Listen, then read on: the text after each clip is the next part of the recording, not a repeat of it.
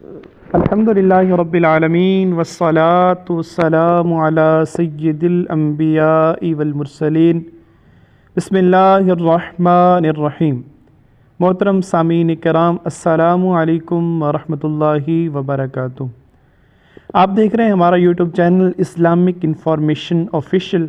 آج ایک ہم نئی ویڈیو کے ساتھ آپ کی بارگاہ میں حاضر ہوئے ہیں۔ اللہ پاک کے ایک بہت ہی پیارے ولی حضرت ابراہیم تاج الدین شیخ اصفر عریان رحمۃ اللہ تعالیٰ علیہ کی ایک کرامت ہے۔ آپ رحمۃ اللہ تعالیٰ علیہ کا جو دربار تھا، اس کے کمرے کی قالین چوری ہو گئی۔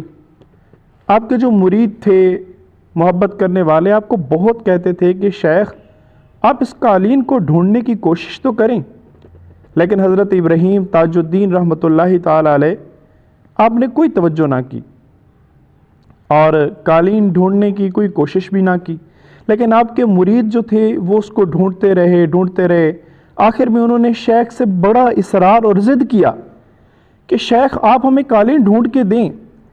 آپ رحمۃ اللہ تعالیٰ علیہ نے فرمایا چلو فلاں جو گاؤں ہے وہاں چلے جاؤ، اس گاؤں کے باہر والی سائڈ پر ایک درخت ہے اور اس درخت کے نیچے وہ قالین دفن ہے۔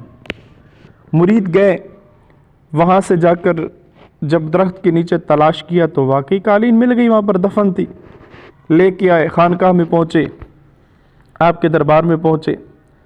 جو اس گاؤں کا حاکم تھا، اس کو جس شخص پر شک تھا، شبہ تھا کہ یہ بندہ چور ہو سکتا ہے، اس نے اپنے ڈاؤٹ کی بنیاد پر اس بندے کو گرفتار کر لیا۔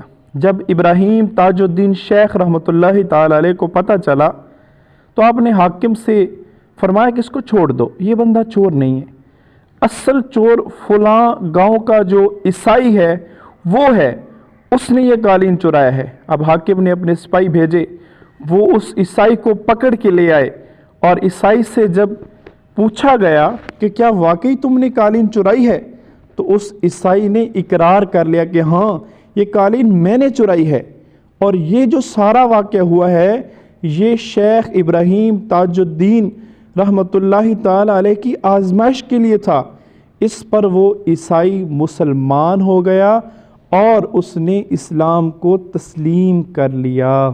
محترم سامعین کرام، اسی طرح کی دلچسپ اور اچھی اسلامک ویڈیوز دیکھنے کے لیے آپ بھی ہمارا یوٹیوب چینل ضرور سبسکرائب فرمائیں۔ ویڈیو پسند آئے تو لائک اور شیئر بھی کر دیں۔